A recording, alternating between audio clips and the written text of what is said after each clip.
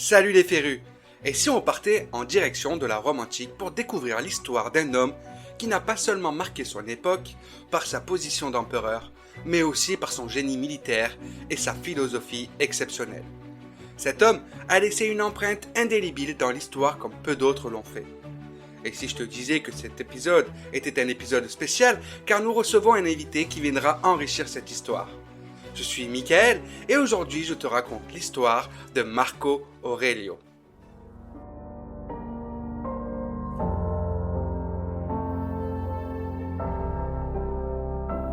Bienvenue sur le podcast Raconte-moi son histoire.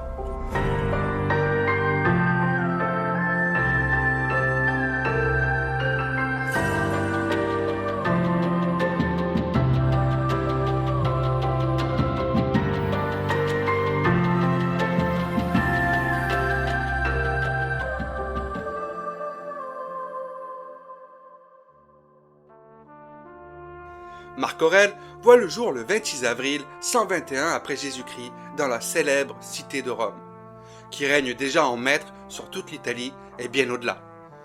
Issu de l'aristocratie, il est le fils du préteur Marcus Annius Virus et de l'héritière Domitia Lucilia Minor. Très jeune, il connaît un premier drame, la mort de son père. Il est alors élevé par sa mère et ses deux grands-pères qui veillent à lui offrir une éducation rigoureuse. Dès son enfance, Marc Aurèle montre une grande intelligence et une curiosité insatiable. Il est introduit très tôt au principe du stoïcisme, une philosophie qui prône la maîtrise de soi et l'acceptation du destin. Cette doctrine deviendra son guide tout au long de sa vie. L'empereur Adrien lui-même remarque son potentiel et veille à ce qu'il suive un parcours exceptionnel. Pour assurer une succession stable, Adrien adopte Antonin le Pieux, à condition que ce dernier prenne Marc Aurèle sous son aile. Dès lors, son avenir impérial est déjà tout tracé. En 161 après Jésus-Christ, Marc Aurèle monte sur le trône aux côtés de Lucius Virus, son frère adoptif. Cette cogérance est une première à Rome, mais le règne ne sera pas paisible. À peine arrivé au pouvoir, il doit affronter la menace des Parthes, à l'est. Lucius Virus mène les opérations militaires, tandis que Marc Aurèle gère la logistique et la politique à Rome. La guerre se solde par une victoire éclatante. Mais le retour des légionnaires ramène avec eux un fléau bien plus dangereux, la peste antonine, une épidémie qui ravage l'Empire et affaiblit considérablement ses forces. Comme si cela ne suffisait pas, les frontières nord de l'Empire sont menacées par les tribus germaniques, les Marcomannes et les Quades. Encouragés par l'affaiblissement de Rome, passent le Danube et s'enfoncent en territoire romain. Pour la première fois depuis des siècles, un ennemi parvient jusqu'en Italie du Nord, semant la panique. Mais malgré son tempérament pacifique et philosophe, Marc Aurèle se révèle être un stratège hors pair. Il quitte Rome et prend personnellement la tête des légions pour repousser l'invasion germanique. Une anecdote célèbre raconte que lors d'un affrontement critique, l'armée romaine se retrouve encerclée et en danger.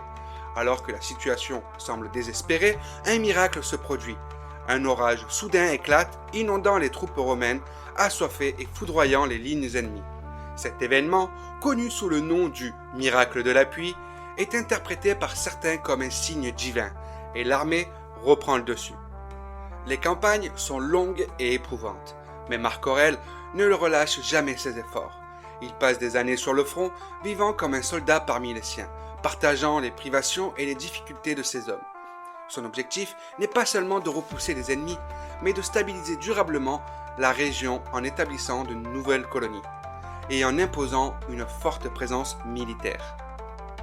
Entre deux batailles, Marc Aurèle trouve du temps pour écrire. Son ouvrage « Pensée pour moi-même » est un recueil de ses réflexions philosophiques où il explore des thèmes comme la patience, le contrôle de soi et l'acceptation du destin. Contrairement aux autres empereurs, il ne cherche pas la gloire personnelle, mais plutôt à devenir un homme juste et équilibré malgré les épreuves. Ses écrits, rédigés sans intention de publication, sont empreints d'une profonde humilité et d'une sagesse intemporelle. Il nous livre les pensées d'un homme qui, bien qu'à la tête du plus grand empire du monde, reste profondément humain. Affaibli par des années de guerre et par la maladie, Marc Aurèle meurt en 180 après Jésus-Christ, près de Vienne. Avant de mourir, il confie l'empire à son fils Commode, un choix qui s'avéra désastreux. Commode est à l'opposé de son père. Il gouverne par le luxe et la deux-mesure, plongeant progressivement Rome dans une période de trouble. Pourtant, l'héritage de Marc Aurèle survit. Ses victoires militaires assurent encore la stabilité de l'Empire pour quelques décennies.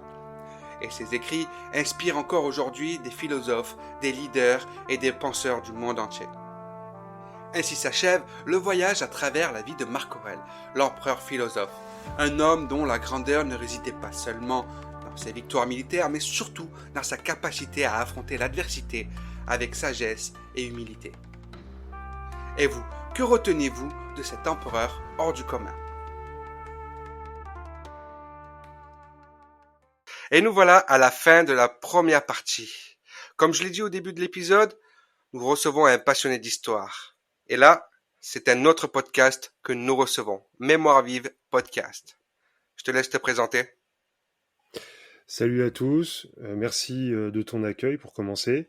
Mémoire vive podcast, qu'est-ce que c'est? C'est moi qui suis enseignant dans le secondaire, qui ai fait un petit peu de recherche pendant ces études sur la période dont on va parler aujourd'hui d'ailleurs, et qui suis surtout un très gros passionné d'histoire et qui, à travers mon podcast, essaie de vulgariser la méthode historique, puis de parler de certains sujets qui m'éclatent à un moment donné.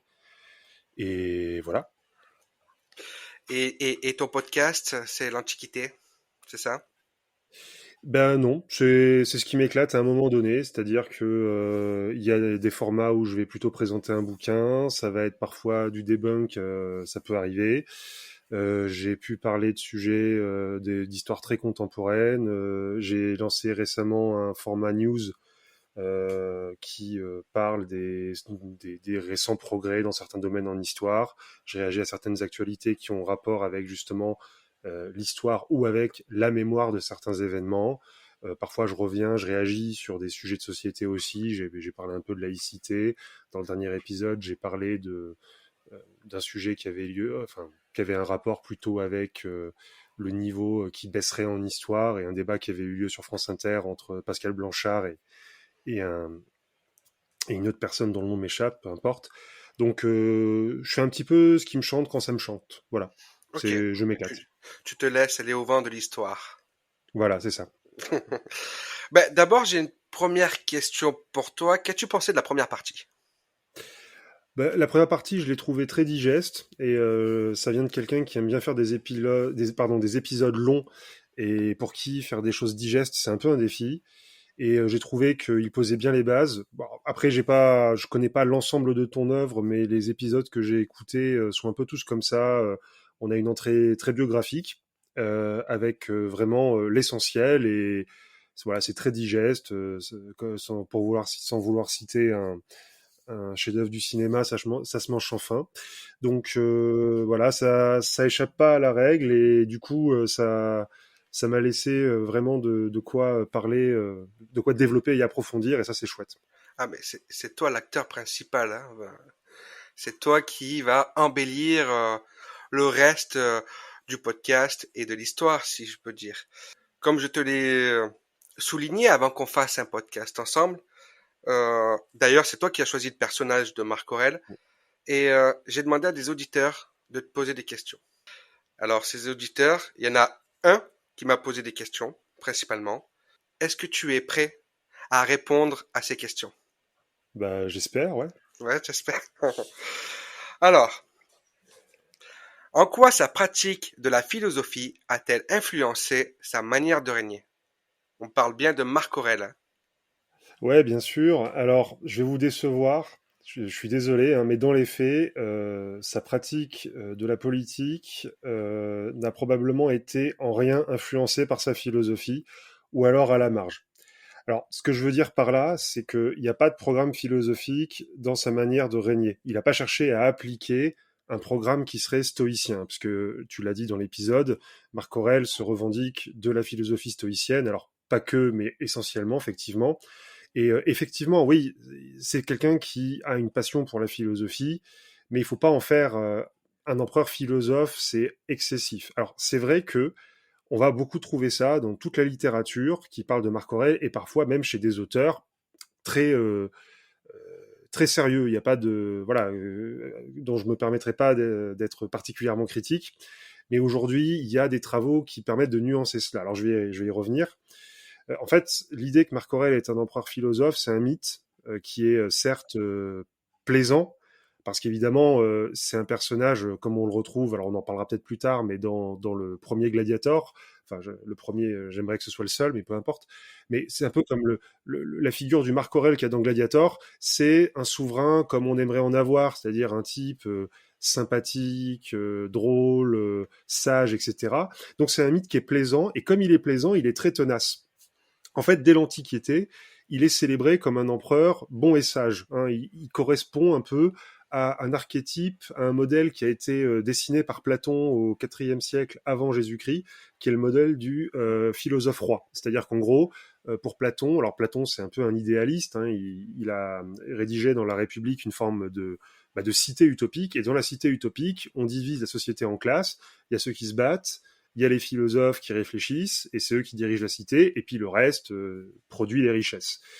Et bon, alors, évidemment, hein, il en a joué, Marc Aurèle, hein, de son vivant, de cette image. Beaucoup d'historiens de l'Antiquité ont renforcé cette image-là. Il a été un peu oublié au Moyen-Âge, mais il a été redécouvert à l'époque des Lumières, c'est-à-dire au XVIIIe siècle. Et ça, c'est pas un hasard, puisque vous vous souvenez peut-être de vos cours de quatrième, mais au XVIIIe siècle, il y a des gens comme Voltaire, par exemple, qui sont favorables à ce qu'ils appellent le despotisme éclairé. Qu'est-ce que c'est un despote éclairé ? C'est un philosophe roi, en fait. C'est quelqu'un qui aurait les pouvoirs d'un monarque absolu, mais qui appliquerait les idées des Lumières. C'est pour ça que Voltaire et Diderot, par exemple, ont fréquenté Frédéric de Prusse, Catherine II de Russie, qui étaient de vrais despotes et qui, bon, pour les Lumières, on pourrait discuter, ça c'est un autre problème. Et donc, depuis le XVIIIe siècle, on a recommencé à célébrer Marc Aurèle comme un philosophe roi, mais c'est une reconstitution des faits a posteriori, et le tout a été mélangé à la propagande impériale. Et en fait, récemment, alors je vous donne son nom pour que vous puissiez regarder, il a fait pas mal d'interventions qui sont disponibles sur YouTube. Il y a un historien de la philosophie qui s'appelle Pierre Vesperini, qui a commencé à bien déconstruire le mythe ou à le nuancer. En fait, dans les faits, hein, tu as parlé des pensées de Marc Aurèle, hein, les pensées pour soi-même, dans ton épisode, mais c'est pas un programme politique, hein, c'est un exercice pratique qui lui sert à remplir correctement son rôle d'empereur. Comme tu l'as expliqué dans ton épisode aussi, d'ailleurs, c'est un peu un rôle qui lui est tombé dessus et qui ne le passionne pas du tout. Hein, pour mémoire, il descend d'une famille d'aristocrates romains, il est orphelin de père, il est remarqué pour ses aptitudes intellectuelles par l'empereur Adrien. Et Adrien, qui voudrait que Marc Aurèle et son frère Verus lui succèdent, mais qui sont trop jeunes, demande à quelqu'un qui l'adopte, hein, un brave sénateur de 50 ans qui s'appelle Antonin, de les adopter à son tour pour qu'il lui succède. Le problème, c'est qu'en fait, régner, Marc Aurèle, c'est pas son truc, et que les sources et ses propres écrits semblent l'attester.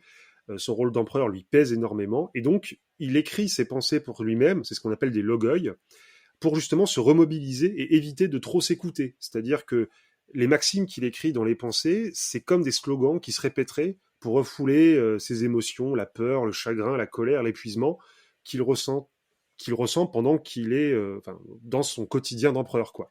C'est quelqu'un qui est toujours à la limite de la dépression ou du burn-out, on dirait aujourd'hui, et c'est pour ça qu'il écrit ses pensées. Donc c'est pas un programme politique. On pourrait se dire, bon, ok, peut-être qu'il n'a pas écrit de programme politique, etc., mais et ses mesures, voilà. Quand on regarde les mesures qu'il a prises sous son règne, alors le problème c'est qu'il n'y a pas beaucoup de sources, j'y reviendrai, mais il n'y a pas grand-chose qui diffère tant que ça de ses prédécesseurs. En fait, surtout le stoïcisme, hein, la philosophie stoïcienne, c'est un système de valeurs qui est très commun dans l'Empire romain. Marc Aurèle règne au IIe siècle de notre ère. Ça fait presque un demi-siècle que le stoïcisme existe. Un demi-millénaire, que le stoïcisme existe, puisque c'est né au IIIe siècle avant Jésus-Christ en Grèce. Et en fait, une partie du corpus stoïcien colle très bien avec la morale romaine, hein, qui est faite de conformisme, de traditionnalisme, de résignation, de sévérité et d'un modèle de virilité dans lequel un homme, un vrai, c'est celui qui sait se dominer. Et en gros, se dominer pour un Romain, c'est réprimer ses émotions. Et c'est justement à ça que servent les pensées de Marc Aurèle, c'est à réprimer ses émotions, ses sentiments personnels qui en fait lui hurlent de démissionner, d'aller finir ses jours dans une villa quelconque où il pourrait faire de la rhétorique et de la philosophie. Bon, donc le stoïcisme en fait, En tout cas, le stoïcisme remâché par la culture romaine, c'est quelque chose d'assez conservateur. Pour les stoïciens, l'univers, il est incréé, il est éternel, il est parfait et rationnel, et donc il faut le prendre comme il est et suivre ses lois. Il n'y a rien à innover, en fait. Et il ne faut pas donc surinterpréter certaines mesures que certains ont présentées comme humanistes a posteriori. Je vous donne un exemple. Il aurait limité les combats de gladiateurs. C'est vrai. Le problème, c'est que ça, on peut l'interpréter par autre chose que par des sentiments humanistes. Parce qu'en fait, quand Marc Aurèle parle des spectacles de gladiateurs, qu'il emmerdait prodigieusement, excuse-moi du terme, il nous dit, c'est un peu toujours la même chose. Donc il dit pas c'est inhumain. Il dit c'est un peu toujours la même chose. Bon, bref, on en a vu une fois, on les a tous vus. En fait, ce qui fait qu'il limite les combats gladiateurs, en fait, c'est à la fin de son règne, c'est par souci d'économie, parce qu'en fait, Marc Aurèle passe 12 ans de son règne à faire la guerre contre divers ennemis, et notamment sur le Danube, et clairement, l'État romain est un petit peu aux abois financièrement, et donc on essaie de limiter les jeux du cirque, qui sont des jeux extrêmement coûteux. Et autre chose, ça c'est un volet qui est important aussi, c'est que le stoïcisme, tout humanitaire qu'il pourrait être, n'a pas empêché Marc Aurèle de persécuter les chrétiens. Sous Marc Aurèle, il y a une grande pandémie. Alors ça vous rappellera peut-être une actualité assez récente dans notre histoire, une pandémie de grande ampleur. Alors on ne sait pas exactement. Alors les sources antiques parlent toujours de peste, mais bon peu importe. Les sources antiques parlent de peste. En fait, c'est pas la peste au sens médiéval du terme. C'est probablement la variole, mais en fait on n'en sait rien. Et donc, qu'est-ce qui se passe c'est comme pendant la période du Covid-19, on a cherché des boucs émissaires et des coupables. Je fais une digression, hein, si tu le permets. Et pendant la période Covid, on a vu renaître des théories du complot. Alors, les premiers visés ont été les Asiatiques, mais ensuite, on a eu les théories du complot sur les Juifs, qui en fait réactivent de vieilles théories du complot, hein, du Moyen-Âge, hein, les Juifs empoisonneurs de puits, les Juifs qui auraient été à l'origine de la peste du XIVe siècle, enfin, voilà. Et c'est pareil sous l'Empire romain. On a une peste, enfin une maladie qui décime la population. On suppose à l'époque que c'est à cause des dieux. Comment expliquer le courroux des dieux ? Bien sûr, c'est les chrétiens qui refusent de sacrifier aux dieux. Hein, les chrétiens ne croient qu'en un seul Dieu, et donc ils refusent de faire le sacrifice aux autres divinités. Et le problème, c'est que le sacrifice, c'est ce qui permet aux hommes, pour les Romains païens, de faire un contrat avec les divinités pour être tranquilles. C'est ce qu'on appelle garantir la pax deorum. Hein, les Romains sont très superstitieux. Il y a des choses à faire et à ne pas faire. Il y a des rites à honorer, notamment les sacrifices, qui permettent que les dieux nous foutent la paix, en gros, si je peux me permettre. Et donc, comme les chrétiens, enfin les Romains chrétiens, ne connaissent qu'un seul Dieu et qui refusent de sacrifier aux autres, eh bien, en fait, les chrétiens, ça va vous choquer, mais passer pour des athées, en fait, puisqu'ils refusaient d'honorer les dieux du panthéon classique. Bref, dans les années 160 et 170, on a plusieurs persécutions qui ont lieu, et puisqu'on a sans doute un public essentiellement français, sinon francophone, vous connaissez peut-être l'histoire de Sainte Blandine de Lyon, qui a été martyrisée avec d'autres chrétiens jetés aux bêtes, hein, justement, en 177. Eh bien, c'est sous Marc Aurèle que ça a eu lieu. Donc, pour répondre en 2 mots à la question, la philosophie stoïcienne de Marc Aurèle n'a pas beaucoup influencé sa manière de régner. J'espère que j'ai pas été trop long. Non, tu as été parfait. Tu es très détaillant, c'est ce que j'aime. Tu es très détaillant et je pense que les auditeurs vont adorer ça. Allez écouter son podcast, hein, je fais une petite promo encore, mais allez écouter Mémoire Vive Podcast, c'est vachement intéressant. C'est pas pour rien qu'il est aussi sur l'émission, c'est parce que j'ai trouvé son travail très très très bien. Deuxième question. En quoi le stoïcisme est-il compatible avec l'exercice du pouvoir politique? Alors, je vous rassure, je vais être un petit peu plus court sur les autres questions, puisque j'ai déjà dit beaucoup de choses. Alors, le stoïcisme, c'est intéressant comme question, parce que on pourrait penser que comme c'est une philosophie qui entraîne, enfin qui encourage le contrôle de soi, la sagesse, etc., elle aurait tendance à un petit peu décourager du pouvoir politique, hein, qui au contraire excite les passions. Bon, en fait, pas du tout. C'est une philosophie qui pousse à accepter le destin, mais pas à rester passif devant les événements. Et c'est d'ailleurs pour ça qu'elle a eu beaucoup de succès à Rome dès l'époque républicaine. Alors, contrairement à d'autres pensées grecques, notamment l'épicurisme, alors l'épicurisme, hein, ça a le même but que le stoïcisme, c'est d'atteindre le repos de l'âme, la paix de l'âme, quoi. Sauf que pour l'épicurisme, en fait, il faut se couper de toute passion non nécessaire, et donc les épicuriens ont tendance à vivre retirés du monde pour éviter toute souffrance qui viendrait de l'ambition, des querelles politiques, d'un désir excessif, etc. Et donc le stoïcisme, au contraire, valorise l'engagement politique. Et c'est la raison pour laquelle, dès l'époque républicaine, le stoïcisme était très populaire à Rome. Paradoxalement, et c'est pas un faible paradoxe, hein, il convient aussi très bien à l'époque impériale, parce qu'il encourage à accepter le monde tel qu'il est. Hein. Je l'ai dit tout à l'heure, le stoïcisme, c'est assez conservateur. Alors ça dépend toujours, vous savez, les philosophies, c'est comme les religions, ça dépend de la lecture qu'on en a. Il y a une version du stoïcisme qui peut pousser justement à lutter contre la tyrannie. Bah, au contraire, le stoïcisme, si on décide de l'interpréter différemment, bah, ça nous pousse à accepter le destin et le monde tel qu'il est, et donc sans chercher à le changer. Et donc, si le monde est donné tel qu'il est et ordonné rationnellement, bah, s'il y a un autocrate comme l'empereur romain qui est à la tête de l'État, bah, si son pouvoir est cohérent avec l'ordre universel, il n'y a rien à dire et on n'a qu'à obéir, quoi. Donc oui, le stoïcisme est tout à fait compatible avec l'idéologie impériale, et c'est pas pour rien d'ailleurs que Marc Aurèle s'en réclame, et que d'autres d'ailleurs s'en réclameront par la suite. La plupart en fait des empereurs romains, en tout cas de l'époque des Antonins, hein, donc de la fin du 1er et du 2e siècle après Jésus-Christ, se réclament du stoïcisme. Ensuite, c'est compatible avec l'exercice du pouvoir politique parce que, pour ce qui est de la pratique du pouvoir en lui-même, je vous renvoie à ma précédente réponse.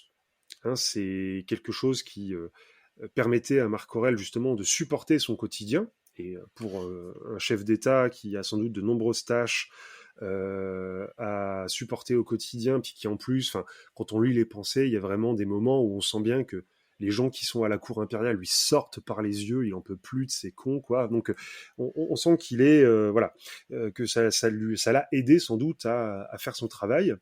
Et voilà, le stoïcisme a pu soutenir les forces de ce chef d'État à qui sa fonction pesait. Et par exemple, ça c'est très intéressant, j'y reviendrai après, il apprend, hein, le stoïcisme, à distinguer ce qui dépend de l'individu et ce qui n'en dépend pas. Hein, parce qu'il y a des choses qui relèvent de l'ordre du monde, du destin. Bon, ça dépend pas de nous. Il ne dépend pas de nous de croiser demain matin, en allant au boulot, quelqu'un qui va nous manquer à la plus élémentaire politesse et nous marcher sur le pied. Ça, on n'y peut rien. En revanche, ce qui dépend de nous, c'est comment on va prendre la chose. On peut la prendre avec humour et détachement, ou on peut s'énerver tout seul et remâcher ça toute la journée, mais c'est de nous que ça dépend. Et donc en fait, cette manière d'interpréter le stoïcisme permet de supporter bien des maux. Alors on va voir que ça peut aussi être détourné de son objet, mais on verra ça plus tard, je pense.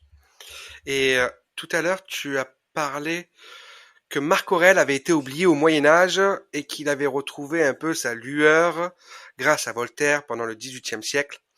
Et j'ai une question qui va parler de la société actuelle. C'est, selon toi, la conception du rôle d'un dirigeant que l'on retrouve dans Penser pour moi-même, donc son livre, reflète-t-elle les attentes des citoyens dans la société actuelle?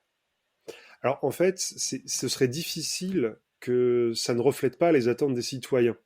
C'est-à-dire que Marc Aurèle, il cherche à imiter un très vieil archétype alors, dans l'Antiquité, c'était déjà un vieil archétype, et je pense que dans notre société, pour laquelle la Grèce antique commence un peu à s'éloigner, certes, mais qui est quand même marqué par cet héritage antique, c'est un archétype qui est toujours valable, hein, c'est le roi philosophe de Platon, qui remonte au IVe siècle, hein, je l'ai dit tout à l'heure. Et donc l'idée est simple, hein, c'est confier le pouvoir à un homme. Alors, évidemment, on est dans la Grèce antique, puis dans la Rome antique, alors autant dire que on parle toujours de mecs, hein, Oui, oui, confier oui, le oui. pouvoir. Voilà. On n'en est pas encore à envisager des femmes d'État.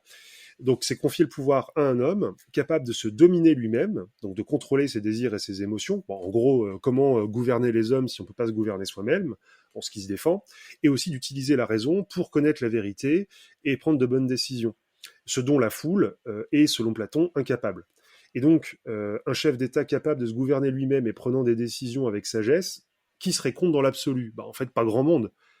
C'est la conception de ce qu'est un bon chef d'État dans les pensées pour moi-même. Évidemment que ça plairait à n'importe qui. Voilà, surtout parce que c'est un modèle idéaliste. Et c'est sûr qu'à côté des vrais chefs d'État, et alors je ne citerai personne, mais bon, je pense que chacun a des exemples qui lui viennent en tête. C'est sûr qu'à côté, Marc Aurèle, ça fait envie, quoi. Même Ouais. si Marc Aurèle, on l'a vu, n'était pas exempt de tout beauté.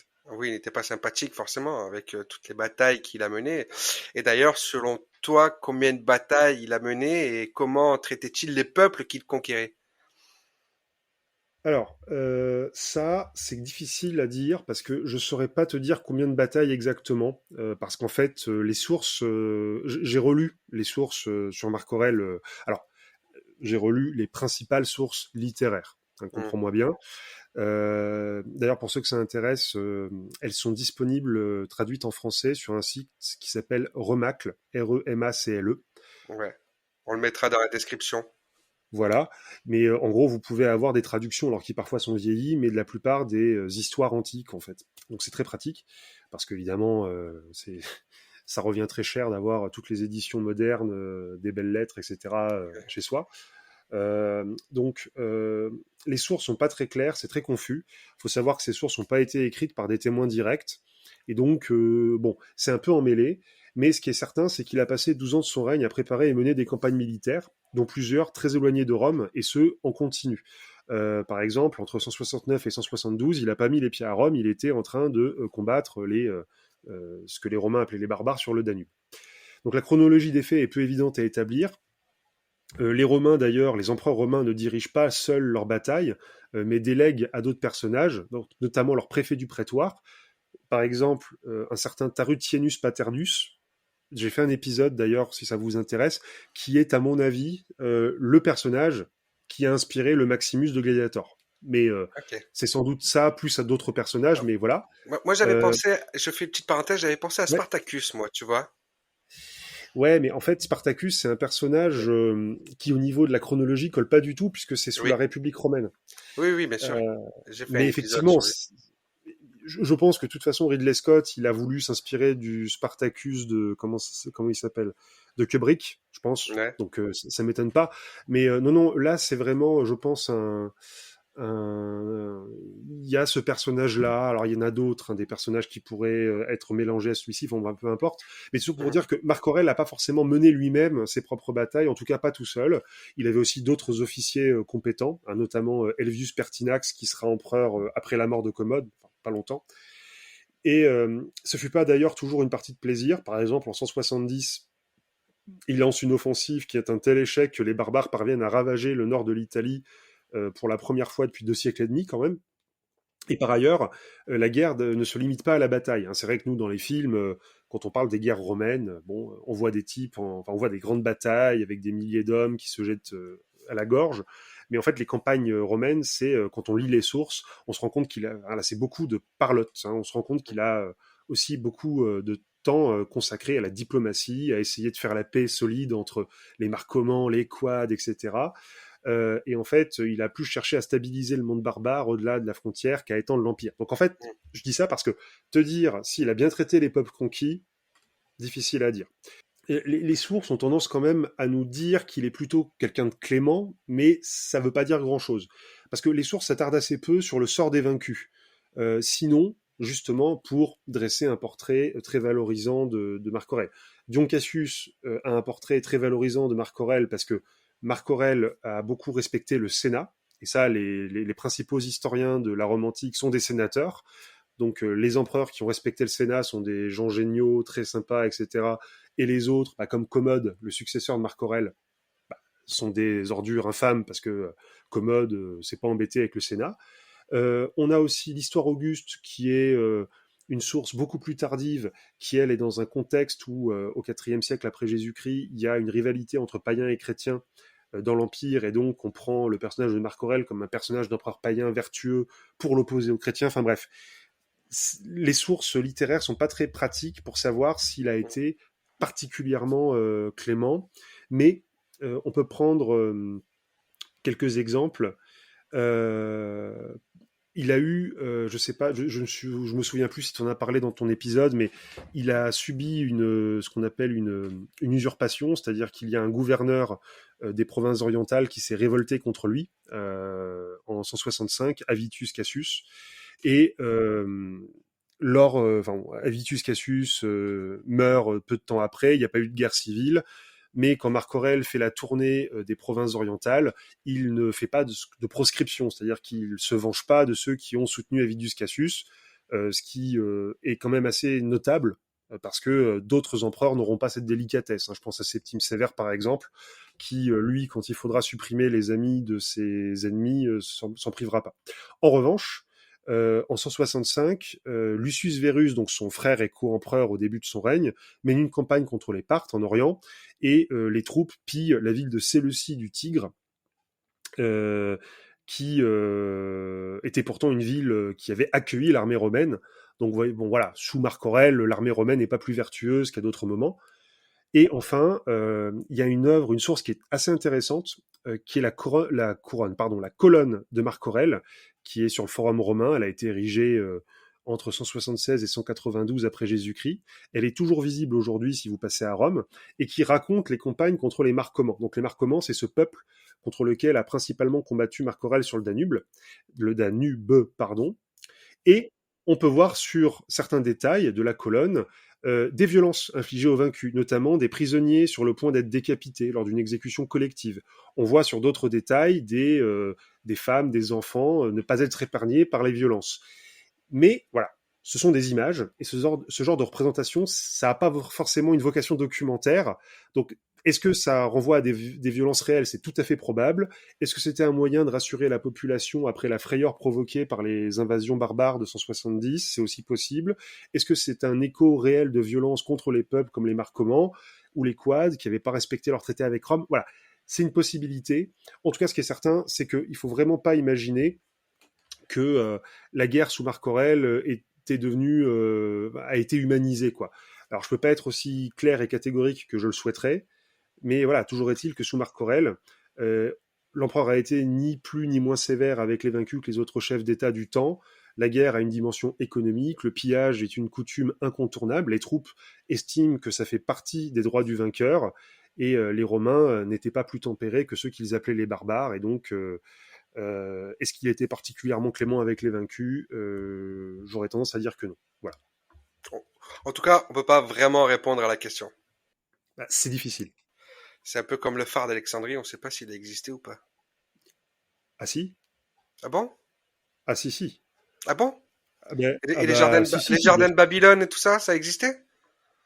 Ah bah, les jardins de Babylone, je vais pas te répondre parce que j'en sais rien, mais alors le phare d'Alexandrie, si, si, si, c'est historique le phare d'Alexandrie. Oui.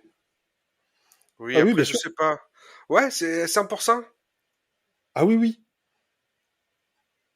Bah, je peux te, on pourra en reparler si tu veux, hein, mais Bah ouais, mais vraiment. Après, moi, j'ai tendance à penser que les 7 premières merveilles du monde, à part la pyramide de Khéops qui est encore aujourd'hui debout, n'ont pas forcément tout existé. Le phare d'Alexandrie, les jardins de Babylone, hein, alors, je t'avoue que je me suis pas posé la question, mais pour ce qui est du phare d'Alexandrie, je vais même te dire un truc, j'ai travaillé dessus quand j'étais à la fac pendant mes études, et donc je j'ai peux pas dit ça, t'assurer que j'ai pas dit ça à la bonne personne alors. non, non, mais non, mais il y a pas de Non. problème, hein, mais moi je veux dire, je peux te retrouver parce que on nous faisait faire des bibliographies quand on faisait des exposés sur un sujet, donc je peux te renvoyer la bibliographie où justement on trouve des traces d'existence de ce phare, et moi j'ai aucun doute sur Et, son existence, et, mais et aujourd'hui, il est encore visible? ah bah non, non, non, non, il a été. Alors déjà, faut comprendre qu'Alexandrie, euh, c'est construit sur un isthme entre Ok. la mer Méditerranée. Donc un isthme, c'est un bras de terre entre deux mers ou Ouais. entre deux étendues d'eau. Et donc il y a d'un côté la Méditerranée qui progresse sur les terres, et de l'autre côté, derrière, il y a un lac. Et en fait, il y a beaucoup de vestiges de l'Alexandrie antique qui ont terminé sous l'eau. Ouais. Mais c'est pour ça qu'il y a beaucoup d'archéologie Mais sous-marine là-bas. Et surtout, le phare d'Alexandrie, il a subi plusieurs problèmes avec le temps, et il me semble que ce qui a fini de l'achever, c'est la conquête musulmane au 7e siècle. Voilà. ok. Ok, intéressant. Intéressant. Euh, je suis pas spécialisé là-dedans. Merci. Je te Bah, remercie je t'en prie. de m'avoir appris. Je pense que l'apprentissage, le savoir est une chose vertueuse et qu'il faut savoir l'apprendre quand elle nous arrive. Mais Euh, je t'enverrai une biblio, oui. t'es pas obligé de me croire sur parole, hein. Non, si, mais après, attends, si, bien sûr que si, je te crois. Après, c'est vrai que j'ai tendance à pas croire en grand-chose, même si des fois il y a des sources et tout ça. C'est mon côté un peu très pragmatique. Je suis très pragmatique comme garçon. Donc, je crois pas forcément en tout comme ça. Il faut vraiment que j'épluche les dossiers. Petra, j'y crois. Petra, j'y crois, je l'ai vu. Donc ça, j'y Ah oui, crois. d'accord. Tu vois? Donc, Ah, en fait, c'est une excuse pour faire des voyages, en fait. Il faut que je vois par moi-même. ouais, c'est ça, Je c'est suis tout pas à fait sûr. ça. Ah, c'est pas Donc, la mal, pyramide de mais Khéops, j'en sais rien non plus. Je sais pas si elle existe. Je l'ai toujours pas vue, tu sais, le mec. Non, non. mais Après, c'est vrai. Après, dans l'imaginaire, on imagine quand même le phare d'Alexandrie euh, avec une ville sous-marine un peu l'Atlantique, tu vois. Et donc, ah bah, c'est devenu tellement mythologie en fait, je pense, dans la culture, dans la culture, comment je pourrais dire, la culture populaire. populaire, merci du mot, Mm. dans la culture populaire qu'on finit par plus y croire, je pense. Et peut-être que je suis tout simplement tombé dans ce panneau-là, parce que l'Atlantique, dans le fond, on n'a pas l'impression d'y croire, parce que d'après Ah, des mais alors, milliers de recherches et tout l'Atlantide, ça. enfin, en tant que, enfin, si je me place du point de vue d'un historien, l'Atlantide, c'est un mythe utilisé par Platon pour faire une allégorie de son, enfin, pour servir un propos philosophique. Donc l'Atlantide, Mm. c'est sûr que non. Mais le phare d'Alexandrie, en fait, il est mentionné par différentes sources de différentes époques. Mais je t'enverrai je t'enverrai de quoi un petit peu creuser le sujet si tu Creuser. veux. Après, peut-être qu'il y a des doutes sur certaines autres merveilles du monde antique, mais je t'avoue que je me suis pas trop posé la question. En fait, l'Antiquité, c'est tellement vaste que j'ai plein de zones d'ombre sur Ouais. lesquelles je pourrais pas te répondre avec certitude. Mais alors, le Mm. phare d'Alexandrie, allez, je vais te dire qu'à 95%, je remettrai ma main au feu. Si j'avais dit le jardin de Babylone, ce serait passé. Bah, En premier, ça avant m'aurait, le phare d'Alexandrie. je t'avoue, le jardin de Babylone, le jardin suspendu, Ouais, le euh, jardin ça me suspendu de Babylone. surprend, mais je vais aller regarder, du coup. Je vais aller me renseigner. Voilà. Tu vas aller faire un épisode là-dessus. Ah non, peut-être pas, mais j'irai me renseigner, effectivement. Et une autre question, sa pratique philosophique était-elle en contradiction avec son rôle de chef militaire? Donc là, c'est une question qui est plus philosophique qu'historique, et je suis pas philosophe, même si c'est un sujet qui m'intéresse aussi. Mais ce que je peux vous dire en tant que, j'aime pas dire historien parce que dans les faits, je suis pas chercheur, mais bon, en tant que quelqu'un qui a une formation historique et qui en plus a étudié le sujet, c'est que pour un Romain, il n'y a aucune contradiction entre la philosophie et la guerre. La guerre fait partie de la vie courante d'une cité antique, du monde antique. Elle est même une occasion de faire preuve de sa vertu, hein, de ce que les Romains appelaient la virtus, qui a donné la vertu, la virilité, etc. Son courage, hein, sa force morale et tout. Donc en fait, le stoïcisme enseigne à accepter le destin et la fatalité. Or, on n'imagine pas à l'époque un monde sans guerre. Donc en fait, le stoïcisme aide à supporter les difficultés, leur donne un sens. Et pour un homme que la guerre ne passionne pas, donc c'était le cas de Marc Aurèle, hein, je pense que la guerre c'était pas son truc, et qui plus est un homme dont la santé était fragile, ça aussi on le voit dans les sources, le stoïcisme l'a probablement aidé à supporter son rôle d'empereur, mais surtout de chef de guerre, qui n'était pas la chose la plus facile à faire pour lui. Et surtout, il faut avoir en tête que voilà, il n'y a pas de contradiction entre la philosophie et la guerre. C'est quelque chose de tellement évident dans le monde antique de faire la guerre, et c'est surtout quelque chose qui peut être l'occasion de pratiquer les vertus. Et défendre sa cité fait partie des vertus civiques, et à Rome, c'est super important. Le fait que les pensées et réflexions de Marc Aurèle restent aussi justes et pertinentes aujourd'hui ne révèle-t-il pas en profondeur une crise bien plus profonde de notre modèle de société? Alors, je ne sais pas si on peut dire qu'elles sont justes et pertinentes. En tout cas, ce qui est certain, c'est qu'elles ont un écho. Et pas toujours pour le meilleur, hein. Aujourd'hui, ces pensées, elles sont récupérées par plusieurs domaines, le management, le développement personnel et parfois les milieux masculinistes. Alors, le masculinisme, je ne sais pas si tout le monde voit ce que c'est, mais en gros, le masculinisme, c'est une espèce de courant de courants culturels très importants en ligne qui justement rejettent le féminisme et part du principe qu'en fait notre société est en train de se féminiser et que il faut revenir à de vraies valeurs viriles parce que la virilité est en crise, etc. Bon, et le problème c'est que ça, ça c'est quand même une tendance qui a tué. Hein, les masculinistes ont eu dans leur rang certains terroristes, l'attaque de l'école polytechnique à Montréal par exemple, etc. Donc je vais pas en parler en bien et je pense que je suis fondé à le faire. Euh, et il se trouve que ces masculins, justement, reprennent beaucoup le stoïcisme. Alors, je suis pas certain que ce soit l'usage le plus constructif du stoïcisme, mais cette philosophie, en tout cas sa version digérée par la morale romaine, prête à être employée de la sorte, ça c'est sûr. On est aujourd'hui dans un monde du travail de plus en plus brutal, concurrentiel, et en quête de performance surtout. Et les maximes de Marc Aurèle, si on les prend comme ça en dehors de leur contexte, peuvent servir à un management bienveillant. Alors je déteste ce mot, parce qu'aujourd'hui la bienveillance, c'est un peu le cache-sexe de la violence managériale. Ça permet de pousser, on va dire, l'employé ou le cadre même à tirer un peu plus longtemps sur la corde avant le burn-out ou la dépression. Mais je crois pas que ce soit la finalité du stoïcisme de vous permettre juste de tenir 6 mois de plus avant de craquer, quoi.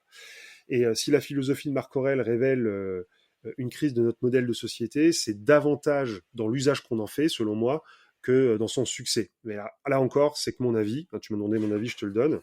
Et en soi, cependant, j'avais un petit truc à ajouter, c'est que il me semble tout à fait compréhensible que les pensées de Marc Aurèle aient du succès, parce que si elles sont lues avec une certaine distance critique, parce qu'il ne faut pas oublier que la personne qui a écrit les pensées de Marc Aurèle a vécu au IIe siècle après Jésus-Christ, donc il y a peut-être on va dire une mise à jour à faire sur certains points, mais elles peuvent beaucoup apporter au lecteur. À titre personnel, j'ai lu plusieurs fois les pensées de Marc Aurèle, j'ai lu Épictète aussi, j'ai lu un peu Sénèque. Le stoïcisme, c'est quelque chose dont je sais que la manière dont j'en ai parlé peut donner à penser que j'en ai pas une vision très positive, mais au contraire, parce que le stoïcisme invite à considérer l'univers comme un tout dans lequel chacun a sa place, ce qui donne un sens à ce que l'on vit, et ça peut être quelque chose qui peut aider individuellement. Il invite aussi à considérer la souffrance sous un autre point de vue, ce qui peut être libérateur. Il y a pas mal de mal, de souffrances qu'on subit, que l'on s'inflige à nous-mêmes, parce qu'on n'arrive pas à faire un pas de côté sur ce que l'on vit, sur ce que l'on est en train de vivre, excuse-moi. Et en revanche, il ne faut pas lire le stoïcisme de Marc Aurèle comme une invitation à faire taire toute émotion. Marc Aurèle ne pouvait pas s'écouter. Hein, il était chef de la première superpuissance mondiale de l'époque, donc il ne pouvait pas s'écouter et il en a beaucoup souffert. Et la plupart des lecteurs contemporains ont en revanche peut-être une plus grande marge de manœuvre, et donc je les encourage à en profiter et donc à prendre dans Marc Aurèle ce qui peut permettre d'apaiser certaines souffrances émotionnelles sans pour autant comprimer notre capacité à l'introspection. Parce que justement, contrairement à ce qu'on a souvent pensé, les pensées de Marc Aurèle, c'est pas vraiment de l'introspection, c'est vraiment un exercice pour se remobiliser, se remotiver. Et ça, le problème, c'est qu'à un moment donné, on peut pas se tirer par les cheveux, hein, on peut pas se donner un coup de pied au cul. Enfin, ça, on dit souvent ça aux gens qui ont une dépression, donne-toi un coup de pied au cul, c'est pas possible. Il vaut mieux faire un pas de La côté. différence qu'il y a entre Marc Aurèle et un concitoyen lambda, un peu comme toi et moi, c'est qu'on n'a pas une armée et qu'on ne doit pas défendre tout un territoire, hein. Ça, c'est, je Aussi. pense que... Et tu as des anecdotes de lui, de Marc Aurèle? Alors, je me suis creusé la tête parce qu'en fait, j'aime pas trop l'approche par anecdote. Alors, bien sûr, en tant qu'enseignant, j'en utilise abondamment parce que c'est un moyen d'accrocher mes élèves, même si ça marche pas tout le temps. Mais c'est bien que ça arrive en dernier parce que l'anecdote, parfois, c'est un peu superficiel. Et d'ailleurs, ça me permet de reparler un peu des sources. Je suis un peu pénible avec les sources, mais en fait, comme mon objectif avec le podcast, c'est de montrer comment on fait de l'histoire, et on fait de l'histoire avec les sources, et donc il faut être capable d'avoir du recul sur les sources antiques notamment. Et en fait, les sources regorgent d'anecdotes. Et d'ailleurs, je l'ai dit, elles sont accessibles en ligne. Et quand vous allez lire, par exemple, je sais pas, vous prenez un livre au hasard de Dion Cassius, de son histoire romaine, donc c'est un historien qui a vécu sous Marc Aurèle, Commode et les Sévères, ça regorge d'anecdotes. parfois des trucs, on se dit, ah, ce serait bien qu'il parle de choses un peu plus importantes, et il y a plein d'anecdotes. Dans l'Antiquité, l'histoire, en fait, c'est un genre littéraire, c'est pas une science, et certains auteurs n'hésitent pas à agrémenter leur récit d'anecdotes plus ou moins douteuses pour que cela aille dans leur, enfin, tant que cela va dans leur sens, en fait. Et donc, du coup, c'est pour ça qu'il y a beaucoup de choses qu'on dit sur ce qui s'est passé dans l'Antiquité qui parfois relèvent juste de l'anecdote et on peut pas vraiment savoir si c'est factuel. Hein. C'est ça qui est un peu frustrant. Et certains récits sont tout à fait vraisemblables. Par exemple, quand on nous dit que quand il était au jeu du cirque, il travaillait pendant les combats gladiateurs parce que ça l'emmerdait, bah, c'est vraisemblable parce que dans ses pensées, il nous dit qu'il est lassé par les jeux du cirque. Mais il y en a d'autres qui sont beaucoup moins, comment dire, qui sont beaucoup moins vraisemblables parce qu'en fait, elles servent à mettre en scène la bonté, la grandeur d'âme du héros, etc. Enfin, j'ai dit le héros, de l'empereur, qui est présenté comme un héros, en fait. Et il faut avoir en tête que l'histoire à Rome, c'est avant tout écrit par des sénateurs, c'est-à-dire en gros la crème de l'aristocratie romaine. Et tous les empereurs présentés positivement dans les sources romaines ont un point commun, c'est qu'ils ont honoré, ils ont donné des gages à l'aristocratie sénatoriale, ce que Marc Aurèle a eu l'habileté de faire, contrairement à son fils, qui est donc présenté comme un affreux Jojo, et certes pas toujours sans raison, mais souvent avec mauvaise foi. D'ailleurs, si le règne de Commode vous intéresse, il y a un excellent livre que j'ai chroniqué sur le podcast, mais je vous renvoie directement vers le livre, parce que mon podcast, il vaut ce qu'il vaut, mais le livre est bien. Alors c'est la biographie de Commode par Éric Tessier, qui vous permettra de faire un peu la part du mythe et de la réalité. Mais bon, une fois que j'ai dit ça sur les anecdotes, je vais bien me prêter au jeu. Et il y a une anecdote que j'aime bien, qui est assez surprenante, en tout cas de prime abord, c'est que l'une des pensées de Marc Aurèle a été intégrée à la prière des alcooliques anonymes. Une association, alors je le dis pour ceux qui éventuellement n'auraient jamais entendu parler, les alcooliques anonymes, en fait, c'est un organisme, une association qui vient en aide aux personnes qui souffrent d'addiction liée à l'alcool.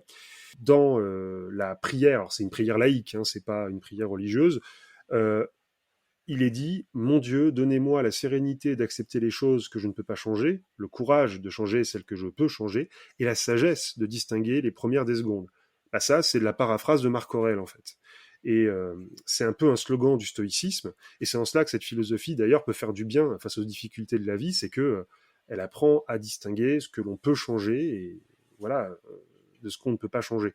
Et justement, bah, la philosophie antique et le stoïcisme, comme l'épicurisme d'ailleurs, c'est des morales qui sont des morales de la mesure. On essaie de justement contrôler ses pulsions et c'est pas si étonnant que ça finalement que dans une optique de lutte contre l'addiction, on fasse référence à Marc Aurèle. Et alors toujours dans le domaine de la santé, j'ai une dernière anecdote. J'ai dit que tout à l'heure, Marc Aurèle avait une santé fragile. Et en fait, c'est intéressant parce que il se soignait à l'opium. Alors, pas l'opium tout seul, mais avec un médicament qu'on appelle la thériaque, que lui préparait Galien, donc l'un des plus grands médecins de l'Antiquité avec Hippocrate, composé de 70 ingrédients dont l'opium. Alors, il n'était sans doute pas opiomane pour autant, mais c'est un détail amusant. Voilà, d'imaginer Marc Aurèle devoir se soigner à l'opium pour soulager notamment ses douleurs de ventre, je crois. Voilà. Moi, j'ai une question pour moi. Je suis avec quelqu'un qui adore l'Antiquité, qui tu es spécialisé dans l'Antiquité, on peut dire, parce que c'est quelque chose que tu aimes plus que tout, enfin, dans l'histoire. J'ai une petite question personnelle. Comment vivait le peuple dans l'Antiquité? Le peuple romain, je parle. Est-ce qu'ils Alors, avaient assez d'argent pour vivre? ouais, Est-ce que c'était galère chaque jour? Comment vivait le peuple? Est-ce qu'on a des traces de ça? alors je vais te répondre en deux temps. Alors, la première chose, c'est que bon, faudrait définir le peuple. Qu'est-ce que c'est le peuple? Euh, on va partir du principe que tu me poses la question des Oui, gens modestes, modeste. c'est-à-dire de ceux qui ne font pas partie de voilà, ceux qui ne sont ni esclaves, parce que il y a aussi ça. Hein, on va mettre les esclaves de côté, donc les hommes, les gens libres, mais qui ne font pas partie de l'aristocratie et qui ne sont pas non plus dans l'indigence. Alors, moi, je vous encourage, alors je m'adresse à toi, mais je m'adresse aussi aux auditeurs, à regarder ou à revoir la série Rome. Parce que c'est une série alors, qui commence à dater un peu, que j'ai revue il n'y a pas longtemps avec ma compagne, et je suis désolé, j'ai dû la voir 4-5 fois dans ma vie. C'est 2 saisons, c'est 10 épisodes à chaque fois, mais elle est tellement bien. Mais vraiment, c'est... Enfin, je veux dire, si vous voulez avoir une idée de ce qu'était la vie d'un plébéien alors c'est sous la République romaine, mais bon, on est à des époques où, en 2 siècles, la situation économique et sociale des classes populaires change pas tant que ça. En gros, est-ce que la plèbe romaine vivait bien? Ça dépend. Il y a des cas très différents, mais en gros, euh, il valait mieux être un homme libre dans la ville de Rome ou dans une grande cité de Méditerranée qu'un esclave dans les galeries de pierre ou voilà, c'est sûr. Après, globalement, c'est ce qu'on voit assez peu dans les films, mais que l'on voit un petit peu quand même dans Rome, même si c'est assez absent de Rome quand même. Globalement, ils vivaient dans des habitats collectifs qu'on appelle les insulae, qui sont un petit peu les HLM de l'Antiquité, et qui étaient en briques et qui étaient souvent construits à la va-vite et sujets aux incendies, ce qui fait qu'on n'en a pas gardé beaucoup. Voilà, donc en fait, on a beaucoup de maisons aristocratiques, hein, les villas, les domus, etc. Mais les insulae, on en a très peu. Et donc, l'habitat des hommes du peuple dans l'Antiquité est assez mal connu, mais on suppose qu'il y avait beaucoup d'îlots, d'insulae, comme ça, un peu partout. D'ailleurs, insulae, ça veut dire les îles, hein. Donc des îlots d'immeubles comme ça, où des familles pouvaient vivre à plusieurs dans un appartement. Se nourrir, quand on habitait à Rome, c'était pas forcément toujours facile, mais il faut quand même avoir en tête que les empereurs avaient fait leur mieux pour que la plèbe romaine n'ait jamais faim. Alors comment ils ont fait ça? Ils ont mis en place ce qu'on appelle la préfecture de l'Annone. La préfecture de l'Annone, en fait, c'est comme un ministère, si tu veux, qui se charge de l'approvisionnement en blé de Rome. Et les empereurs faisaient souvent des distributions gratuites, alors à l'occasion de leur avènement, à l'occasion des jeux, à l'occasion de divers événements, à la plèbe, qui devait ne manquer de rien. Et c'est d'ailleurs pour ça, et d'ailleurs la série Rome le montre très bien, que contrôler l'Égypte, qui était le grenier à blé de la Méditerranée, avec l'Afrique du Nord et la Sicile, c'était hyper important. Et donc, c'est pour ça d'ailleurs que l'Égypte était gouvernée par, non pas un gouverneur comme les autres, mais par un préfet directement nommé par l'empereur. Parce qu'il ne fallait pas que ce soit quelqu'un qui se serve de l'Égypte pour détourner les grains à son profit. Bref, ce que je veux dire, c'est que la vie dans l'Empire romain, pour les hommes du peuple, pour les gens du peuple, devait se rapprocher de ce qu'elle était au Moyen-Âge et jusqu'à la fin de l'époque moderne. En fait, ça n'a pas dû beaucoup changer. Une espérance de vie relativement courte, une vulnérabilité à certaines maladies parce que la médecine était peu développée, et sans doute pas la famine, sauf à des moments très précis.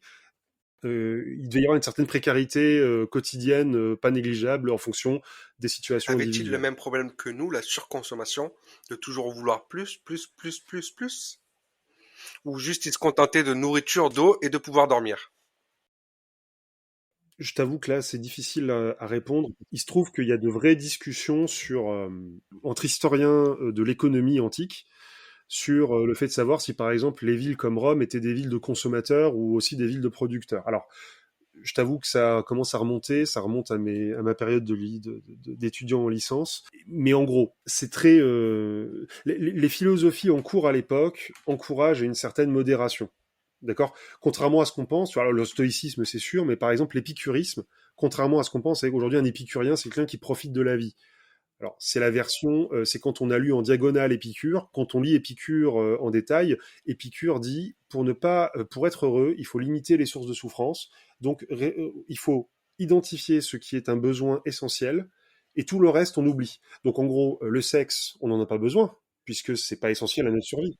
Voilà. Donc, il faut manger, boire, dormir et avoir des amis. Globalement, c'est ça. Donc, en gros, si tu as du pain, de l'eau et que tu peux avoir un toit sur la tête, c'est bon, rien de plus. Mais ça, c'est la philosophie, et dans les faits, je suppose que l'homme moyen cherchait à avoir quand même un certain confort, surtout que la philosophie épicurienne et stoïcienne, on en a des échos à travers des gens de l'aristocratie, pour qui c'est plus facile de prôner la sobriété que quand on a une villa rurale avec des centaines d'esclaves qui travaillent pour soi. c'est facile de prôner la sobriété parce qu'au fond, on est à l'abri du besoin. Alors que le citoyen romain lambda était sans doute plus souvent sujet dans sa vie à ce genre de problème, de Et j'ai subsistance. une dernière question. J'ai une question existentielle. Gladiateur 1, Gladiateur 2, la préférence. Alors, ma préférence, elle va au 1. Voilà, pour moi, Gladiator, je suis pas objectif, mais Gladiator, alors j'ai vu Rome, la série, 5-6 fois, peut-être en entier, mais Gladiator, ça se compte en dizaines de fois. Et à chaque fois, j'en retire un plaisir égal. C'est un film qui, historiquement, raconte n'importe quoi. Je pourrais passer, mais vraiment, hein, je pourrais passer des heures à te dire ce qui va Commence. pas. Qu'est-ce qui va pas dans Gladiator 1 et surtout qu'est-ce qui va pas dans Gladiator 2? Moi personnellement, j'ai pas regardé le 2 parce que j'ai dit à ma compagne, j'ai dit il est hors de question que je regarde Gladiator 2. Déjà d'une, Ridley Scott, j'ai du mal quand il a fait Napoléon, je l'ai pas regardé parce que j'ai entendu des critiques et comme quoi il le voyait du côté anglais et pas français et que il avait rajouté des choses qui étaient pas forcément dans l'histoire, enfin. Et donc, quand il a sorti Gladiator 2, j'ai dit je boycotte. Désolé, je boycotte. Alors, Alors franchement, je suis allé voir aussi le Napoléon de Ridley Scott. Moi Ridley Scott, vraiment, j'aime beaucoup ce réalisateur. Il a fait Alien, il a fait Le Dernier Duel, il a fait Kingdom of Heaven et il a fait Gladiator. Rien que pour ça, je lui vouerais une Mm. reconnaissance éternelle. Mais Ridley Scott, c'est un peu comme dans Game of Thrones, comment ils s'appellent là, les Les blonds là, ceux Lannister, qui montent, ceux qui sont... Non, les c'est pas eux, Targaryens. c'est les autres. Voilà, quand un Targaryen monte sur le trône, les dieux jettent une pierre en l'air. Bah, quand Ridley Scott fait un film historique, les dieux jettent Hein. une pierre en l'air. C'est-à-dire que sur le Moyen Âge, il peut te faire Le Dernier Duel, qui est vraiment très bien, ou Kingdom of Heaven, qui est très bien aussi. Et de l'autre côté, il va te faire un Robin des Bois tout pourri, qui vraiment met une purge absolue. Et là, bah, Napoléon. Moi, ce qui m'a gêné avec Napoléon, je veux dire, qu'on manque de respect à Napoléon, ça me dérange pas parce que c'est quand même un personnage très Oui, discutable. Et puis, c'est du cinéma. On fait ce qu'on veut, oui, en fait. Mais moi, ce qui m'a choqué, c'est qu'en 3 heures de film, avec un personnage comme Napoléon joué par Joaquin Phoenix, qui quand même est un acteur qui sait susciter oui. des émotions, j'en ai rien eu à péter. Mais vraiment, du début à la fin, ça ne m'a pas accroché du tout. Alors que je demandais que ça.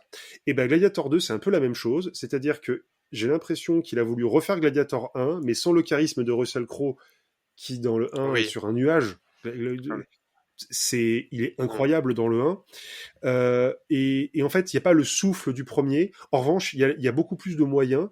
Et donc, en fait, j'ai l'impression que de regarder, tu sais, les peintures du 19e siècle, ce qu'on appelle le style pompier, tu vois, notamment Poliché Verso là, de Jean-Léon Gérôme, tu sais, ce tableau où on voit un gladiateur en train de Oui, soumettre un autre, alors que qui d'ailleurs a inspiré le premier Gladiator à Ridley Scott, bah, on a l'impression de voir ça en animé pendant 3 heures.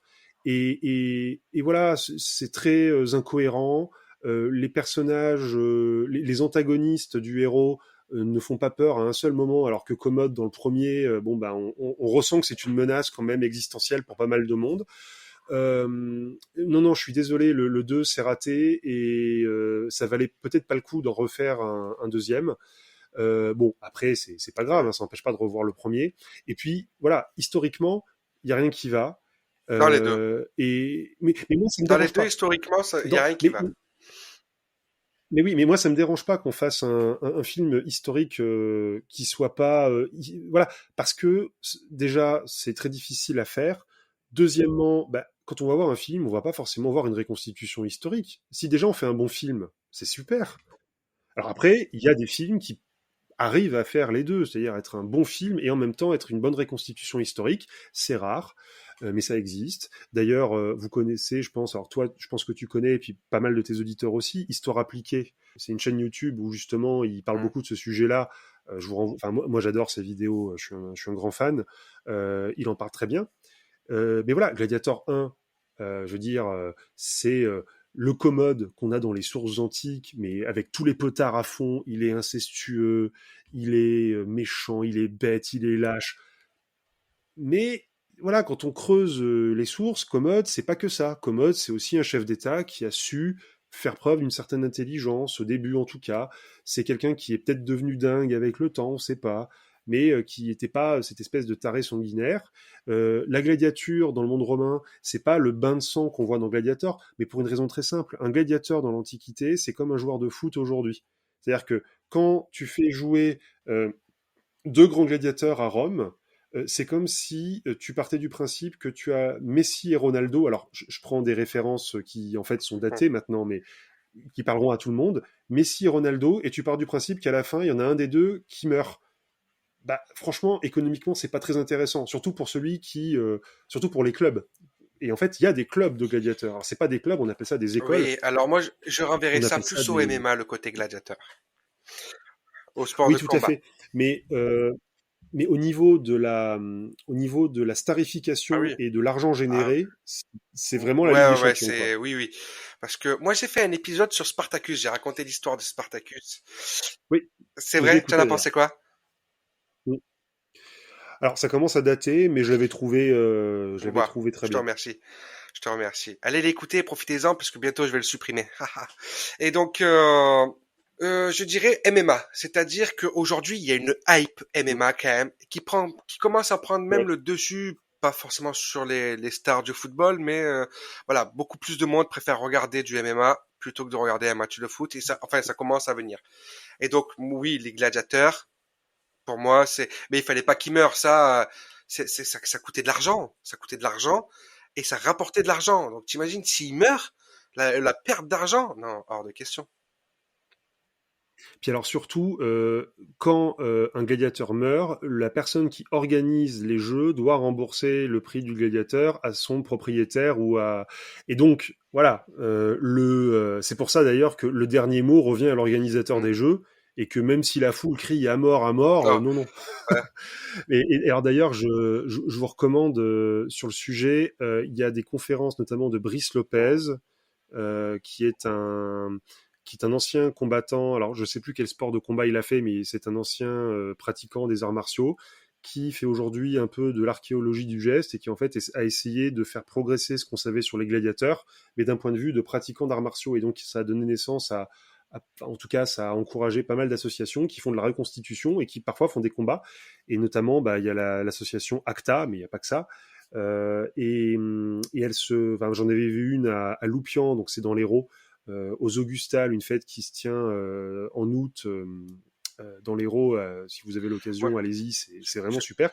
Et ils font un super travail de vulgarisation autour. Il y a le spectacle de gladiateurs où on voit des gladiateurs en panoplie s'affronter de manière réaliste, et il y a l'explication autour. Enfin, vraiment, moi, c'est j'avais génial. fait une reconstitution à Nîmes. À Nîmes. Oui, bien sûr, Tu ça la m'étonne connais? pas. Tu as Mm. déjà fait? C'est tous les ans, hein, que tu, Ah ben alors, c'est possible. Alors, franchement, Nîmes, moi je connais surtout le musée. ouais, Ouais. si tu as la chance d'y aller, vas-y en courant, surtout que tu es passionné par ça. Ça commence le matin. Mm. Ça commence le matin. Ouais. Tu as les empereurs, donc tu as la foule, les empereurs, machin, tout ça, enfin les faux empereurs. Hein, et puis Mm. après ça t'amène aux arènes et là tu vois des reconstitutions de batailles, des gladiateurs qui se battent et tout ça. Et puis c'est génial. Bah oui, non mais en plus, alors moi Nîmes, j'y suis allé pour visiter le musée de la Romanité. Alors là aussi, alors pour quelqu'un comme moi, c'est un peu Disneyland, mais même d'une manière générale, enfin, allez voir ce musée, il y a des trucs dedans, enfin il y a des objets que vous n'imagineriez, que vous soupçonneriez pas en fait. Vous avez des inscriptions qui vous montrent qu'à Nîmes, dans l'Antiquité, donc au deuxième siècle, je crois, après Jésus-Christ, donc à l'époque, au siècle de Marc Aurèle, si on veut, il y a des gens qui rendaient un culte à la divinité de la mort égyptienne Anubis, à Nîmes. Ça vous fait remettre en perspective beaucoup de choses en fait. Vous allez avoir des stèles de gladiateurs, des tombes, enfin des pierres, pas des pierres tombales, mais des stèles mortuaires de gladiateurs. Ça aussi, c'est intéressant. Vous allez avoir mais, plein de trucs. Vraiment, c'est un musée que je recommande chaudement à tout le monde. Et ouais, à l'occasion, j'irai voir Ouais, les reconstitutions aussi, si ouais, je ouais. peux. Mais oui, Et oui, puis il y a le pont c'est du Gard vraiment qui est très pas bien. loin aussi, qui est vraiment pas Mm, loin de Nîmes. Enfin moi, bon, moi je suis du Gard, hein, donc je mm, connais un peu le Gard, donc à la d'accord. base. Hein. Et Mm, puis ouais, donc tu as le pont mm, du Gard, tu as plein de vestiges romains dans le Gard. Hein. Oui, bah, il y a Puis une grosse empreinte hein, dans dans, le dans le sud Gard, de dans la l'Hérault. France en Ouais. général, en fait. Dans le sud Mm. de la France en Oui. général. On a retrouvé plein de choses. Puis la France a été Mm. romanisée en quelque sorte. Pas jusqu'au nord, non? Si, Mm. c'est une question. Alors en fait, c'est alors je veux pas refaire ma promo, mais sur le sujet, il y a 2 épisodes que j'ai fait Ouais, sur les Gaulois justement. intéressant. Alors romanisation. Alors le problème, c'est que la notion de romanisation aujourd'hui, elle est très discutée par les historiens. Mais en gros, l'empreinte romaine, culturelle, hein, culturellement j'entends, elle est présente partout en France. En revanche, elle est beaucoup plus présente dans le sud parce qu'elle est plus précoce dans le sud, parce que en fait, avant même la conquête de César, tout le sud de la France actuelle, c'était la province de Gaule narbonnaise. Elle était déjà romanisée depuis la conquête menée au IIe siècle avant Jésus-Christ. Donc oui, la Gaule était romanisée. Alors il y a aussi un truc qui fait que dans le nord, l'empreinte est moins présente, c'est que justement l'empreinte des invasions dites barbares des 4e, 5e, 6e siècle y est, elle, plus présente. Et donc oui, il y a une meilleure présence dans le sud. Mais les Celtes qui peuplaient le territoire que Jules César a appelé la Gaule, alors qu'en fait c'était plus compliqué que ça, bah, oui, bien sûr, l'empreinte romaine a été tout à fait importante, oui. Et est-ce que tu connais la ville d'El-Jem en Tunisie? Le nom me dit quelque chose. Amphithéâtre ovale. Moi, je l'ai vu. Il est dingue. Il est dingue. Ouais, Je l'ai vu en vrai. Il est ouais. dingue. Mm. Dans les pays du Moyen-Orient, j'étais en Jordanie, donc j'ai été en Tunisie. Ouais, ouais. Ah, super. Je te conseille aussi. Je conseille à tout le monde d'aller en Jordanie voir Petra déjà d'une. Il y a énormément de Oui, vestiges romains aussi en Jordanie qui sont énormes et bien en sûr. Tunisie aussi. Et El Jem fait partie. Oui. Il y a un amphithéâtre qui est en très bon état, hein. Très très bon état. Enfin, un très bon état pour l'année qu'il a. Il est vraiment bien. Et il est ovale. Il est ovale. Donc je pense que c'est plus D'accord. pour les courses, le ovale. Non, c'est pas ça? Ce serait plus un cirque, attends, un Oui, oui. hippodrome peut-être, pas plutôt qu'un cirque.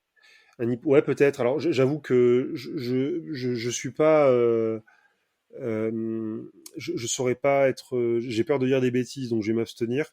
Moi, je suis pas, j'ai pas une formation d'archéologue. J'ai vraiment une formation d'historien. C'est-à-dire que moi, je me sers de ce que les archéologues utilisent, enfin déduisent de leurs travaux parfois. Mais sinon, moi, j'ai surtout été dans les livres en fait et les inscriptions.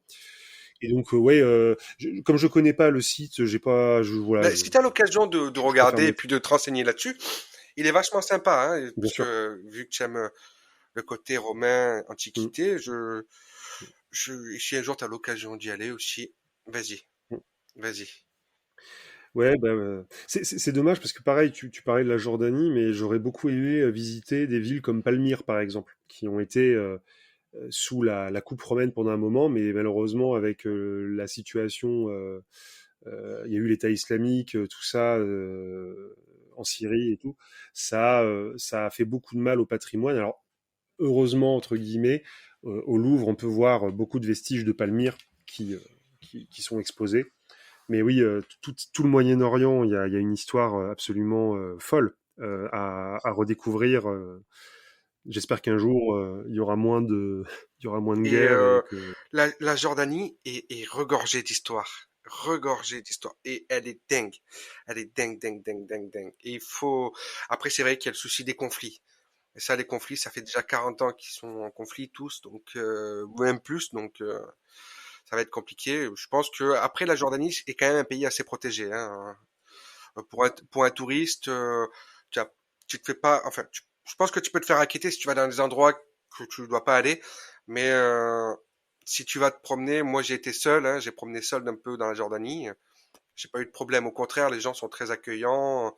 Bah, c'est un peuple musulman qui t'accueille, tu vois toute la bonté des personnes. Ouais, c'est génial.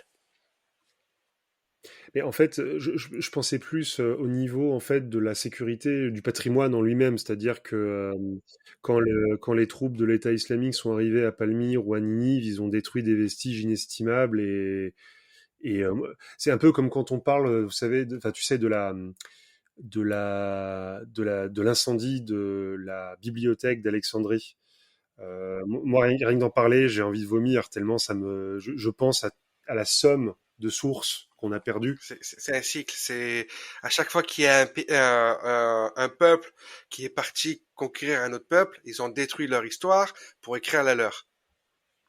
Et c'est ça en fait, en quelque sorte. Je sais pas si j'ai tort, hein, peut-être que j'ai tort, mais je pense que on détruit l'histoire de l'autre pour pouvoir dire, bah tu vois, il existe parce que je suis là. Et en fait, c'est ça. Ça avance comme ça. J'ai l'impression dans le temps. Je pense que c'est pas nécessairement le cas à chaque fois. Par exemple, les Romains, on revient aux Romains. Alors, les Romains sont pas des conquérants bisounours, hein. Je pense qu'être conquis par les Romains, ça devait vraiment pas être une partie de plaisir. Mais de toute façon, être vaincu dans l'Antiquité, c'était pas une bonne idée. Toujours est-il que les Romains n'ont pas pratiqué une politique de la terre brûlée là où ils sont passés, et ils ont plutôt essayé ils ont beaucoup adopté des divinités locales. Ils ont beaucoup cherché à intégrer les élites locales, et donc ça a impliqué une certaine forme de... Alors il y a eu le soft power romain qui a recouvert la couche culturelle précédente, mais il l'a pas détruite en fait. Et, et c'est pour ça d'ailleurs que euh, il y a pas mal de pratiques celtiques ou qui remontent à l'époque celtique, qui ont survécu un peu au Moyen Âge parce que en fait les Romains n'ont pas cherché à détruire la culture gauloise. Enfin, c'est pas vrai. Enfin, bref, je devrais dire celtique Oui, plutôt que oui. gauloise, mais t'as compris. Et pareil ailleurs en fait. Donc c'est pas dans le cas de Daesh, on a des gens qui sont mus par une espèce d'idéologie politico-religieuse, et donc là oui, il faut éteindre le passé d'un territoire pour l'islamiser et le refonder à l'image de l'idéologie que ces gens véhiculent. Mais c'est pas le cas partout à chaque fois. Mais malheureusement, oui, ça a très souvent eu lieu, notamment dans des cas de Hum. génocide en ex-Yougoslavie, au Rwanda, ou même le génocide des Juifs en Europe de l'Est pendant la Seconde Guerre mondiale, hein, la volonté d'effacer, hein, de raser Oui, oui. les villages, les églises, le patrimoine local, et donc la trace du peuple que l'on veut éliminer. Qu'as-tu pensé de cet épisode, toi? Bah, comme je te l'ai dit en off, j'ai parlé pendant à peu près 1 heure d'histoire romaine, et un peu plus d'ailleurs, que d'histoire romaine. Donc moi j'ai passé un excellent moment, comme à chaque fois que je peux parler d'histoire avec un passionné. Ouais. Donc c'était un vrai plaisir. J'espère que le plaisir Ah sera oui, partagé. oui, oui. J'espère que les auditeurs ils vont adorer ça. Qui vont venir te voir. Tu veux nous parler encore de ton podcast? Profite. Tu sais quoi? Tu as 5 minutes à toi. 5 minutes de pur bonheur. Fais-toi plaisir. Parle-nous de ce que tu veux de ton podcast, de ce que tu aimes. Fais-toi plaisir. Ces 5 minutes-là sont consacrées uniquement pour toi. Ok, alors je pense pas que je vais prendre 5 minutes, mais pour faire très simple, j'ai décidé de lancer un podcast, c'était l'été dernier, donc l'été 2024. J'avais pas vraiment d'objectif précis, j'avais envie que ça serve à plusieurs trucs, notamment vulgariser la méthode scientifique en histoire, vulgariser ce que c'est que l'historiographie, la mémoire, ce que c'est que la manière dont on fait de l'histoire, éventuellement faire du debunk quand cela est nécessaire, mais aussi parler de choses qui me passionnent à un instant T, c'est-à-dire que je fonctionne beaucoup par, par lubie, hein, je ne vais pas me cacher. Là, récemment, c'était l'Empire byzantin. Voilà. J'essaie aussi de faire des choses qui peuvent servir à d'autres enseignants. Je pense notamment aux enseignants Hein. qui débutent. Alors, je suis pas dans l'enseignement depuis 50 ans non plus, mais disons que quand on débute et qu'on doit enseigner l'Empire byzantin à des secondes ou à des cinquièmes, et qu'on part de rien sur le sujet, parce que c'est pas parce qu'on a fait des études d'histoire qu'on est capable de parler de tout facilement, c'est pas évident. Et donc je me suis dit, bah voilà, comprendre le schisme de 1054 pour l'expliquer aux élèves, comprendre les relations entre Orient et Occident à ce moment-là, en Méditerranée. Bon. Donc j'essaie de m'orienter à la fois vers des collègues, donc c'est pour ça que je pense que dans mon public j'ai quelques Mhm. profs quand même, mais aussi aux passionnés en général. Donc j'essaie d'agrémenter mes podcasts d'effets sonores. Alors le son c'est pas encore ça, mais ça progresse d'épisode en épisode, donc j'ai bon espoir qu'un jour ce soit écoutable. J'aime beaucoup parler de cinéma et d'art en général, donc j'essaie de lier les deux dans certains épisodes. Je fais aussi des revues d'actu sur certaines sorties de livres, certaines actualités en lien avec l'histoire. J'essaie de réagir à certaines polémiques quand c'est possible. Et je fais aussi des revues de lecture. Donc voilà, si vous avez vu un livre en librairie, que vous savez pas ce que ça vaut, ou si vous n'avez pas envie de le lire, mais que vous avez quand même envie de voir ce qu'il y a dedans, il y a peut-être un livre qui vous intéressera. J'ai beaucoup de périodes qui m'intéressent. C'est vrai que j'ai une spécialité dans mes études en histoire romaine, notamment le Haut Empire, mais voilà, l'Antiquité en général. J'aime beaucoup l'histoire contemporaine, la Seconde Guerre mondiale évidemment, j'en parlerai aussi pas mal. J'aime bien le Moyen Âge. J'ai une petite un peu moins l'histoire, l'époque moderne, donc tout ce qui est après la Renaissance et jusqu'à la Révolution, c'est un peu moins mon truc, mais voilà, il y en aura pour tout le monde à terme, je pense. Et voilà. Et puis j'aime beaucoup discuter, donc vous trouverez en description de mes épisodes une adresse mail à laquelle m'envoyer vos questions, vos remarques. Euh, et donc voilà, faut voir ça comme quelque chose de tout à fait détendu. Et qui a pour but justement moi je considère, et j'arrête là-dessus, je considère qu'il y a plusieurs manières d'habiter sa passion pour l'histoire. Il y a les historiens qui font de la science historique leur métier et qui font de la recherche. Il y a des gens qui aiment l'histoire parce que c'est une manière de s'évader. Il y a des gens qui aiment l'histoire parce que c'est un moyen de comprendre le présent et d'éclairer aussi des élèves, par exemple, des plus jeunes, sur transmettre la mémoire de certains événements pour permettre aux jeunes d'être des citoyens éclairés. Et souvent, il y a un peu des trois. Et c'est aussi pour ça que ton podcast est intéressant, parce que c'est pas pour rien, tu parles de ta communauté comme une communauté de férus. Et on voit bien que tu t'adresses à des gens qui sont pas forcément des techniciens de l'histoire, mais pour qui l'histoire, c'est une source d'inspiration, une source d'évasion, et c'est pas moins légitime que d'en faire une source de compréhension du passé pour le présent. Et mon podcast, en fait, j'ai pas de ligne éditoriale, je pense que tout est légitime, donc il y aura un peu d'évasion, un petit peu de sujets sérieux aussi. Donc vous êtes les bienvenus, et j'espère que ça vous plaira quand vous y jeterez une Moi, oreille. je reviens sur deux petites choses. Oui, tu as raison. C'est vrai que moi, les férus, je me considère comme un féru. Un féru, c'est un petit passionné. Un petit passionné. Mais moi, ce que j'aime, c'est Mm. aussi compter, en fait. J'aime raconter.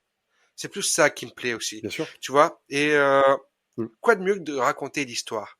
Je pourrais raconter des contes inexistants, des choses, mais l'histoire d'une personne qui a été héroïque, un peu comme Marie Marvin, Clara Barton et tout ça, je la trouve héroïque. Et ça, ah, c'est génial. Tu prends un plaisir fou à raconter une personne qui a fait des belles choses. J'ai lancé une deuxième filiale où c'est Raconte-moi son histoire de gangster, donc je suis resté sur le même type et je raconte d'une manière différente. Et c'est parce que j'aime compter. Moi, c'est ça. Et une deuxième chose, je reviens sur une Mm. deuxième chose. Tu as combien d'épisodes déjà sur ton podcast? Il y a de Ouf, quoi faire? alors il y a de quoi faire. C'est 26 épisodes, 27 en comptant une bande-annonce, mais on va pas la compter parce que Combien d'heures d'écoute? si vous faites un trajet, allez, on va dire, si vous faites un Paris-Bordeaux, vous avez de quoi écouter la moitié, et l'autre moitié pour le retour, 10 heures en gros. Il y a 10 heures Pas pour le une moment. minute pour moi, hein. Ça marche. Mais ouais, Ah mais ouais. alors bien Il faut sûr, descendre un peu plus dans le sud si vous moi le voulez premier. si vous voulez écouter Raconte-moi son histoire. Mais j'ai pris Paris-Bordeaux au hasard, hein. Je suis ni à Bordeaux ni à Paris, mais je veux dire, oui, bien, il y a 10 heures. Non, mais Et c'est bien. bien entendu, il faut varier Ouais, les plaisirs. non, Donc, vous pouvez aussi écouter Raconte-moi son histoire. Et merci, Mémoire Vive Podcast. Merci beaucoup. Maintenant, merci à toi. merci de ta présence. Merci de ta connaissance. Les auditeurs, j'espère qu'ils ont pris un plaisir. J'espère qu'ils vont venir t'écouter, que tu vas avoir des petits retours. N'hésitez pas, vous aussi, à vous abonner à Mémoire Vive Podcast et les nouveaux qui écoutent, à Raconte-moi son histoire. N'hésitez pas à laisser un petit commentaire, ça fait toujours plaisir, un petit coup de pouce comme ça pour aller encore plus loin. Ça, c'est quelque chose de sympathique, si je peux dire. C'était Mémoire Vive Podcast et Michael, et on vous dit ciao!